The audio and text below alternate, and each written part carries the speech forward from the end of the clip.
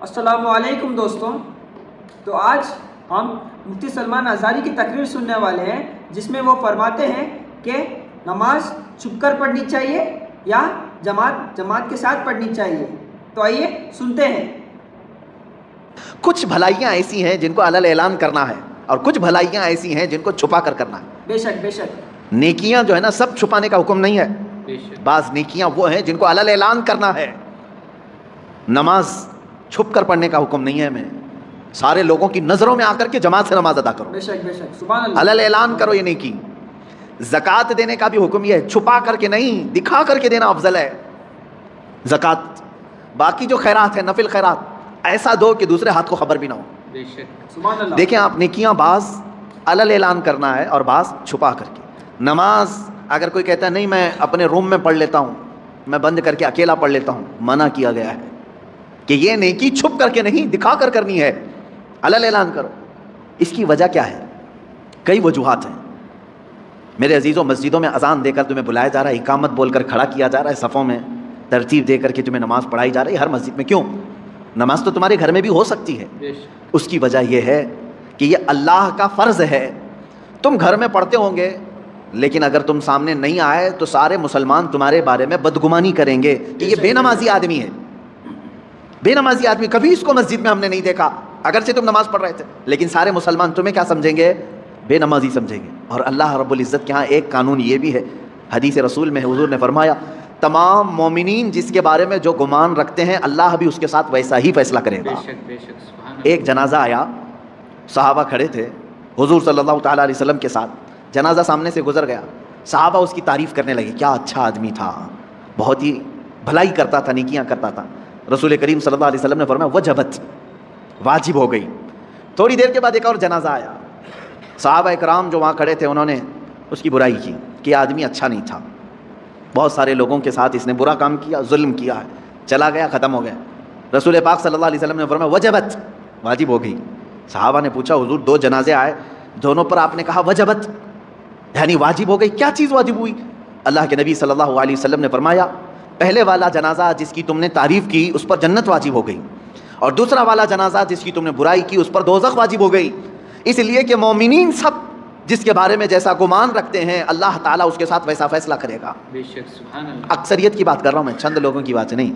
چند لوگ کسی کو بھی چور چور کہنے لگتے ہیں۔ ہاں، جو سچا مومن ہے وہ حق بات کرے گا، اس میں سارے گھن کو نہ ملائیں گیہوں کے ساتھ۔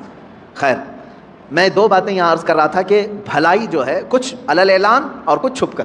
نماز با جماعت علل اعلان پڑھنے کا حکم ہے، اور زکوٰۃ علل اعلان کرنا ہے، یعنی زکوٰۃ سب کو دکھا کر کے دے۔ دوسری اس میں حکمت یہ بھی ہے کہ زکوٰۃ دینے سے، کھل کر کے دینے سے جو نہیں دیتا اس کو ترغیب دلانا ہے کہ وہ بھی دے۔ حج کے لیے جا رہے ہو تو علل اعلان جا سکتے ہیں، لیکن اس میں ریاکاری نہیں ہونی چاہیے، دکھاوا نہ ہو کہ میں لوگوں کے لیے حج کر رہا ہوں، یہ نہیں۔ نیت تو اللہ کو راضی کرنے کے لیے، لیکن سب لوگوں کی نظروں کے سامنے سے جاؤ تاکہ تمہیں مرنے کے وقت کوئی یہ نہ کہہ دے کہ مال تھا پھر بھی حج کیے بغیر چلا گیا۔ تم سب کے سامنے حاجی رہو، مومنین تمہارے بارے میں اچھا گمان رکھیں۔ یہ وہ نیکیاں ہیں جن کو علل اعلان کرنے کا حکم ہے، اور کچھ وہ ہیں جو چھپا کر کے کرو۔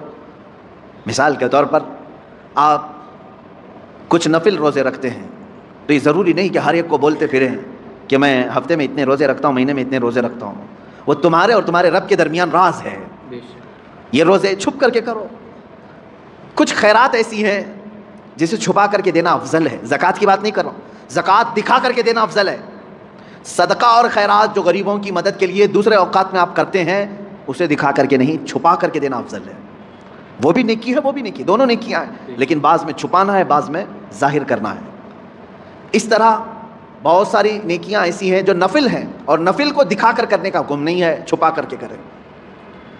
عزیزہ نگرامی وقار، یہاں سے یہ بات پتہ چلی کہ برائی کو علل اعلان کرتے ہو تو اللہ ناپسند کرتا ہے، برائی کو اگر علل اعلان کرتے ہو اللہ ناپسند کرتا ہے، لیکن بھلائی علل اعلان کرو یا چھپا کر کرو، دونوں اللہ کو پسند ہے، دونوں اللہ کو پسند۔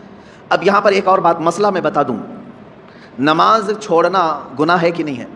سب کو معلوم ہے حرام ہے، بلکہ کبیرہ گناہ ہے۔ نماز ترک کرنا صغیرہ گناہ نہیں، چھوٹا گناہ نہیں، کبیرہ گناہ ہے، گناہ کبیرہ، بڑے گناہوں میں اس کا ذکر آیا ہے۔ جیسے شراب پینا کبیرہ گناہ ہے، زنا کرنا گناہ کبیرہ ہے، چوری گناہ کبیرہ ہے، اس طرح نماز کا ترک کرنا گناہ کبیرہ ہے، چھوٹا گناہ نہیں ہے یہ. چھوٹ گئی آپ سے، ہم سے، کسی سے بھی چھوٹ گئی نماز، گناہ تو کیا، لیکن فقہائے کرام نے مسئلہ یہ بیان کیا ہے مسجد میں آ کر کے اگر تم قضا نماز پڑھتے ہو تو منع ہے، منع کیا گیا ہے. ہاں اگر اس انداز میں پڑھتے ہو کہ کسی کو معلوم نہیں پڑتا تو کوئی حرج نہیں. اب وہ مسئلہ میں بہت باریکی سے بتا رہا ہوں، میرے ٹاپک سے ریلیٹڈ ہے، اس لیے عشاء کی نماز تمہاری چھوٹ گئی، عشاء کی نماز چھوٹ گئی، قضا ہو گئی، یہ گناہ ہے، اور لوگوں کے سامنے آ کر کے بتا کر کے اس کی قضا پڑھو گے تو اظہار گناہ. تم نے سب کو بتایا کہ میری نماز چھوٹی تھی، تو گناہ کرنا ایک الگ مسئلہ ہے اور گناہ کا اظہار کرنا اور بڑا گناہ ہے. تم اگر قضا کر رہے ہو تو چھپ کر کے، ہاں اپنی نفل نمازوں کے درمیان، سنت نمازوں کے درمیان اگر قضا پڑھ رہے ہو تو کوئی حرج نہیں، پڑھ سکتے ہو. اب یہاں مسئلہ ایسا ہے کہ ہم سب ایک ہی حمام میں ہیں، یعنی سب کی قضا ہے، اس کی بھی، اس کی بھی، اس کی بھی، اس کی بھی، سب ایک دوسرے کو دیکھ رہے ہیں، اس لیے مسئلہ خراب نہیں. بزرگان دین پہلے اس پر بہت تنبیہ کرتے تھے، اگر کوئی ایک بندہ قضا نمازیں سب کو دکھا کے پڑھ رہا ہے تو سارے لوگ اسے گرفتار کر لیتے، پکڑتے ہیں کہ تو ایک گناہ کیا اور سب کو آ کر مسجد میں بتا رہا ہے. تو یہ پہلے کا یعنی ان بزرگوں کا ایک تقویٰ تھا. لیکن آج بھی میں کہہ رہا ہوں مسئلہ یہ ہے، عشاء کی نماز قضا ہو گئی، قضا پڑھنے کے لیے آپ کو کرنا کیا ہے؟ 17 رکعت پوری قضا نہیں پڑھیں گے آپ، 4 فرض اور 3 وتر. مسئلہ تو یہی ہے نا. کل کی عشاء کی نماز اگر کسی کی چھوٹی، فار ایگزامپل اللہ نہ کرے آج وہ قضا کرنے کے لیے کھڑا ہے، تو کیا کیا نمازیں قضا کرے گا؟ 4 رکعت فرض عشاء کی اور 3 رکعت واجب. یہ 2 نمازیں قضا ہوتی ہیں عشاء میں، یعنی کل 7 رکعت. وتر کی نماز جب پڑھتے ہیں تو آپ کو یہ بھی معلوم ہے تیسری رکعت میں کیا کرنا رہتا ہے؟ دعائے قنوت. حنفی جتنے بھی ہیں پیروکار ان کو معلوم ہے تیسری رکعت میں جب ہم کھڑے ہوتے ہیں سورہ فاتحہ اور سورہ پڑھنے کے بعد ہاتھ چھوڑ کر پھر دوبارہ تکبیر باندھتے ہیں اور دعائے قنوت پڑھتے ہیں، ہے نا؟ آج بھی عشاء کی نماز پڑھیں آپ تو پڑھے ہوں گے نا دعائے قنوت. 3 واجب الوتر کی جو نماز ہے اس کی آخری رکعت میں دعائے قنوت پڑھا جاتا ہے. لیکن جب قضا نماز پڑھ رہے ہیں آپ، کل کی عشاء کی قضا پڑھنے آئے، 4 رکعت فرض پڑھ لیا، کسی کو نہیں معلوم، قضا پڑھ لیا آپ نے سنت کی جگہ، 3 رکعت وتر پڑھ رہے تھے. حکم یہ ہے کہ دعائے قنوت کے لیے ہاتھ نہ اٹھاؤ، ورنہ دیکھنے والا سمجھ جائے گا کہ یہ ابھی کی نہیں کوئی دوسری پڑھ رہا ہے. ہاں عشاء میں تو ہو سکتا ہے نہ سمجھے، کیونکہ عشاء میں کرنٹ نماز بھی ایک اسی وقت کی بھی ایک وتر ہے. ظہر کے وقت اگر کوئی عشاء کی قضا کر رہا تھا تو ظاہر سی بات ہے تیسری رکعت میں جب وہ کھڑا ہو کر کے ہاتھ اٹھائے گا تو جو دیکھے گا وہ سمجھ جائے گا کہ یہ وتر ظہر میں کیوں پڑھ رہا ہے، وتر ظہر میں کیوں پڑھ رہا ہے. تو گویا کہ تم نے سب کو اپنے گناہ کا گواہ بنایا، کل کی تمہاری کچھ چھوٹی تھی وہ آدھا کے پڑھ رہے ہو. گناہ کا گواہ نہ بناؤ کسی کو، اظہار گناہ یہ اور بڑا گناہ ہے. یہ مسئلہ آپ نے سمجھ لیا ہوگا. اب اندازہ کرو ایک چھوٹی ہوئی نماز کو بندہ جب ادا کرنے آ رہا ہے تب شریعت نے اتنا حکم دیا ہے کہ چھپ کر کے کرو. ان لوگوں کا کیا انجام ہوگا جو فحش کلامی علل اعلان کرتے ہیں، رات کو زنا ہو گیا ہے، فلاں کے ساتھ فلاں ہو گیا ہے، اس کو مزے لے کر کے بیان کرتے ہیں، ان کا کیا انجام ہوگا. میاں یہاں نماز کی قضا کے لیے بھی شریعت نے کہا ہے کہ اس طرح پڑھو کہ لوگوں کو خبر نہ ہو، اور لوگوں کی جو برائیاں بیان کرتا ہے کٹوں پہ بیٹھ کر کے، اس کا کیا انجام ہے. سوچو اس بات کو. قرآن کی یہ دونوں آیتیں ہمارے لیے عبرت ہیں. اللہ نے فرمایا ایک تو یہ زبان سے نکلنے والا کوئی برا کلمہ اللہ تم سے ہرگز پسند نہیں کرتا، اور جب ایسا بندہ مر جاتا ہے جو فحش کلامی کرتا ہے اس کے منہ سے بدبو نکلتی ہے ایسی کہ جہنم بھی کانپنے لگتا ہے، یہ حدیث میں.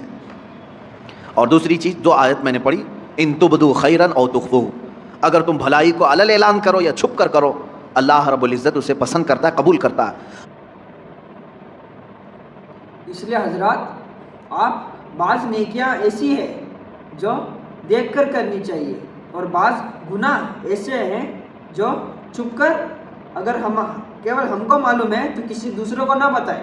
بے شک. اس لیے آپ پابندی سے نماز پڑھا کریں اور قضا نماز کو اکیلے تنہا پڑھا کریں. السلام علیکم. وعلیکم السلام.